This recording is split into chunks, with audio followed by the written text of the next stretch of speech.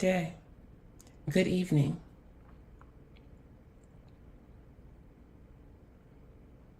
Zero 0.5% of the population identify as trans.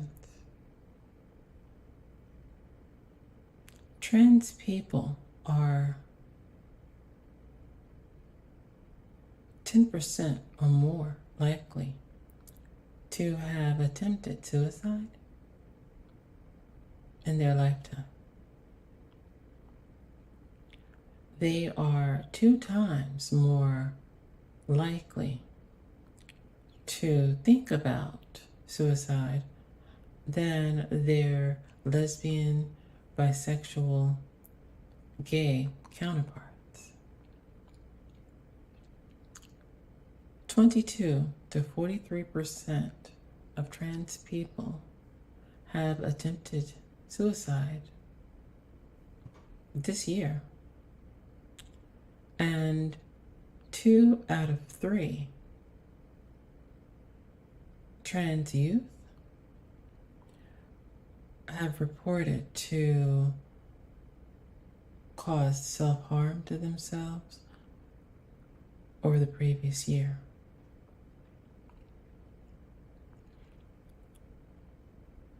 I know for myself, I have attempted suicide twice in my lifetime. When I was a teenager,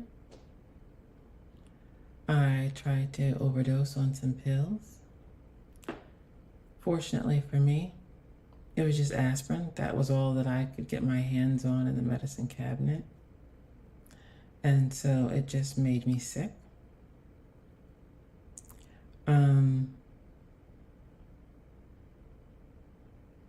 But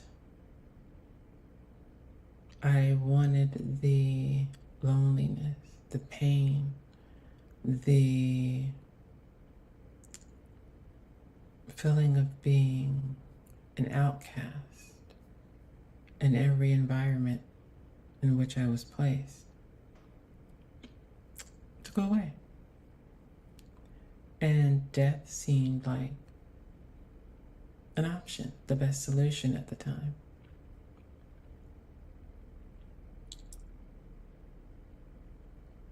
The second time I attempted suicide,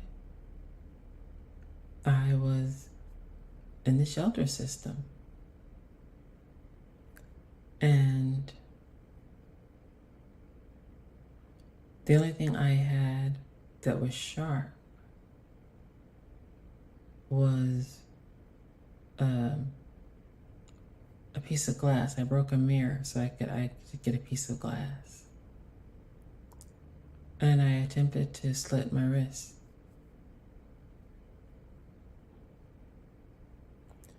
Fortunately, I did not know the correct way to do it. So I bled, but not enough to cause death. And again, that was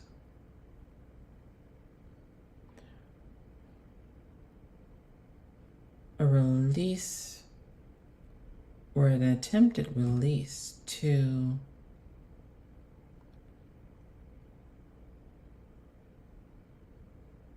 all of the internal psychological pain that I was feeling.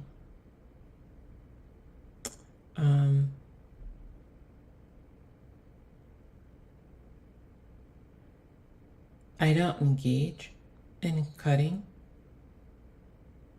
but that failed suicide attempt, I do have an understanding of why some people might, because somehow the transference of that emotional, psychological pain to something physical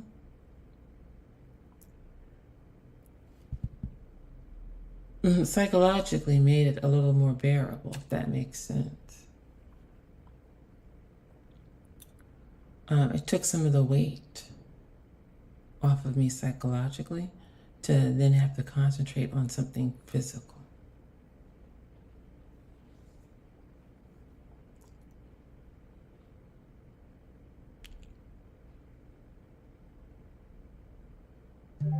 we have a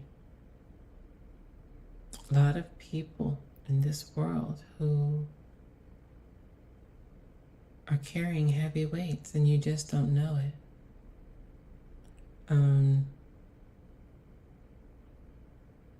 I try my best not to put anything extra on people because I do believe that people are dealing with struggles unbeknownst to me.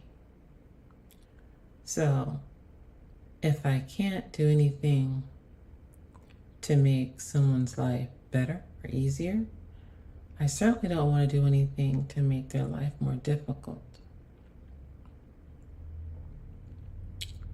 And I felt throughout the years that people have gone out their way to make my life more difficult when it wasn't necessary. People who have felt that it was their place to make comments about my physical appearance.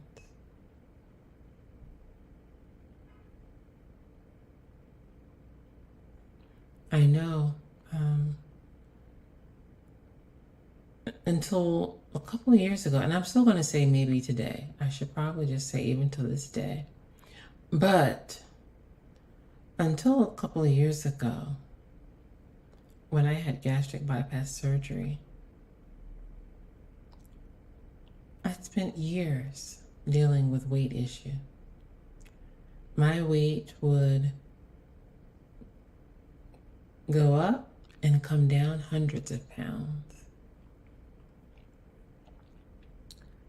And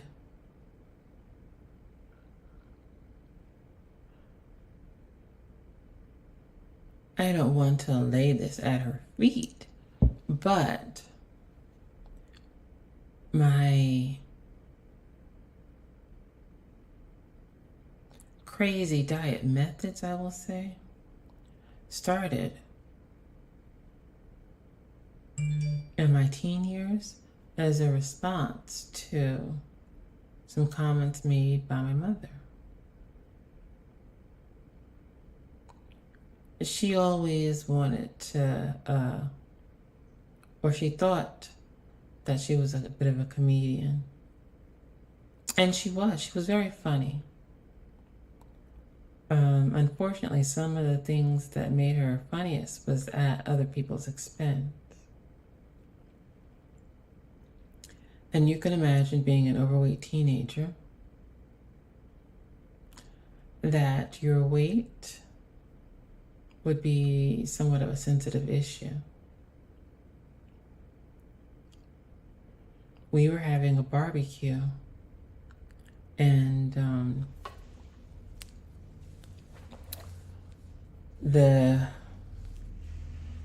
one of our neighbors was over, Miss Carmen, I'll never forget. And I walked into the kitchen to get a snack or something to drink after being in the pool. And my mother reached over and took her fingers and went bloop, bloop, bloop to my breast and said, "Does this make any damn sense? Look at this." And then she told me to turn around. And then she swatted at my cheeks and said, "No damn sense. You need to squat." And then she did like squats to lose the weight. And of course, her friend chuckled in glee, and she chuckled. And I just scurried on off back to the pool, feeling like crap.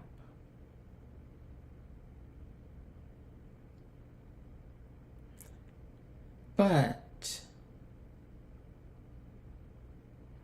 I've always been a person that I believe in action. I sit in pain for a moment, but I'm always looking for a solution to things. I'm not one that wants to sit around and say, oh, woe is me, this, that, or the other. No, no, no. Let's find a way to remedy the situation. And so I started just drinking 2 chocolate milks at school,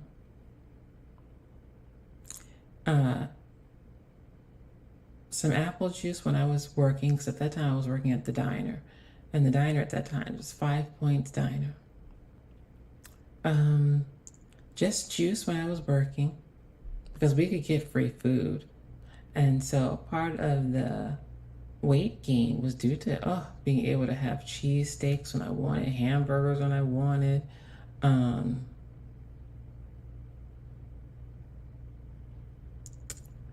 omelets and the like. And I took full advantage of being able to have those items, milkshakes. And I was again so lonely, so depressed that food became my best friend. Food has always been my solace. I'm upset, run to food. I'm happy, food. Lonely, food. Angry, food.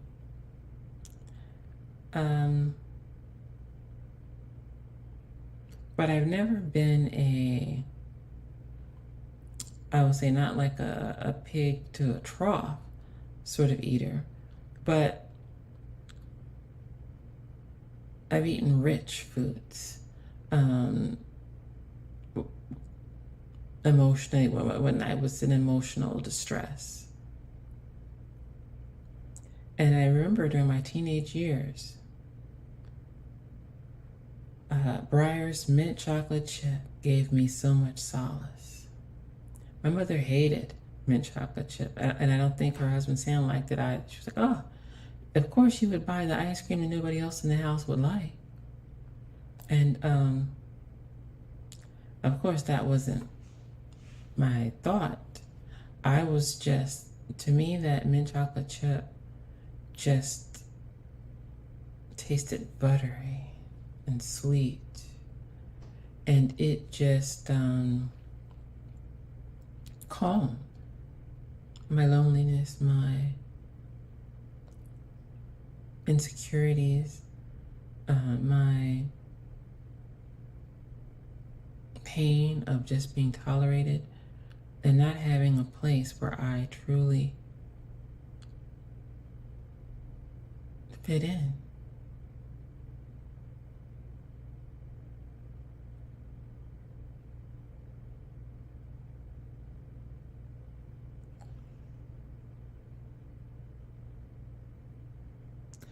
So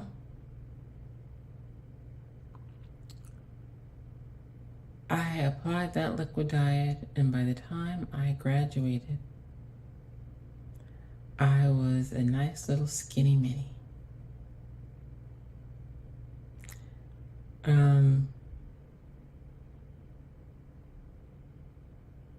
But because that diet worked, and it worked in part because, of course, while my mother was making fun of me being overweight, she was steadily trying to shove food down my throat. And I grew up in an era where we didn't waste food. Even to this day, my mother's 80 and she's bedridden. And she's the only one in her home. And I try to explain, if you don't eat something and you save it, at some point, if you don't eat it, it's going to have to be thrown out. But because of her struggles in her youth of going through periods where she was hungry and didn't eat. She just cannot bear to throw food away. So I would have to always clean my plate. To get around that, I would simply take my plate up to my room and throw the food away or give the food to the dog. So I could come back down with a clean plate. And that's how I was able to lose that weight initially. And it stayed off for years pretty easily.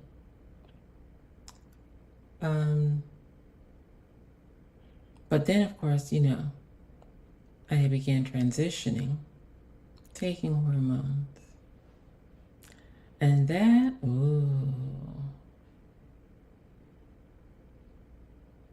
that along with the misguided thought that if I were to drink supplements, I would help to put fat in all the right places. And all it did was put fat everywhere. And so, from my teens all the way through to a couple of years ago, I had to battle weight issues. And I would go up and down hundreds of pounds. And that was just my life through my 20s, through my 30s. But then when I hit my 40s, my tricks no longer worked. My body was on to me, and it was no longer losing weight. There was nothing I could do to force it to lose weight. So the weight just piled on. It piled on till I was over 409 pounds.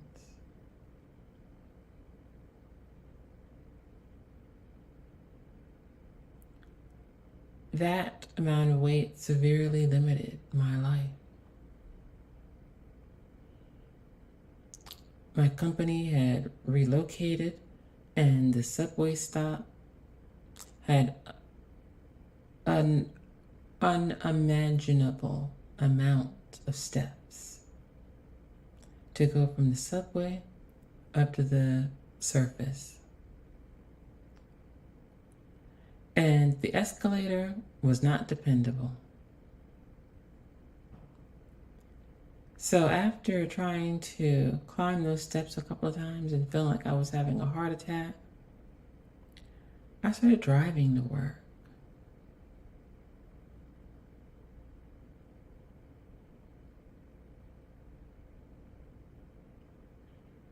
I was no longer able to do many of the things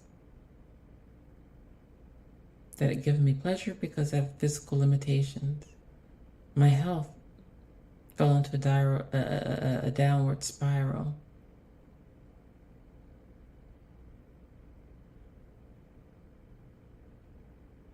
But being at that weight, I will say, did also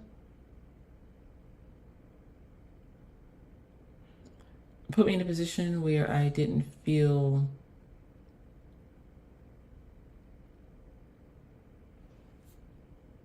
as attractive to the masses. And by masses, I mean even the masses that are attracted to trans people. It put me in a position where I didn't feel as attractive to them, which gave me, in a sense, also some security. I didn't have to worry about being approached.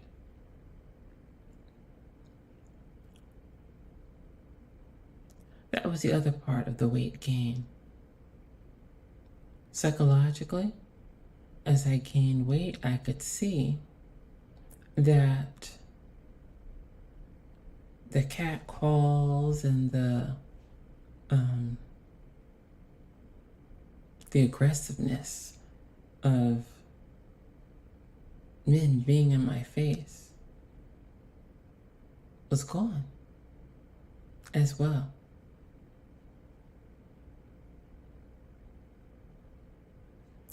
But as I said, I had gastric bypass surgery 2 years ago. And I've lost over 250 odd pounds. And a lot of the health issues that I had were alleviated. Unfortunately, the weight gain did do some damage to my kidneys, which is why I have kidney disease. The weight loss, though, seems to have placed it more in a holding pattern because it was progressively getting worse with each passing year. And it seems to be in a holding pattern this year. We'll see, because in a month or two I have to see my neurologist, and we'll see. My nephrologist. I just saw my neurologist because I have neuropathy issues. But yes, it's time to see the nephrologist soon, and we'll see if that's getting better or worse or holding, and hopefully it's holding.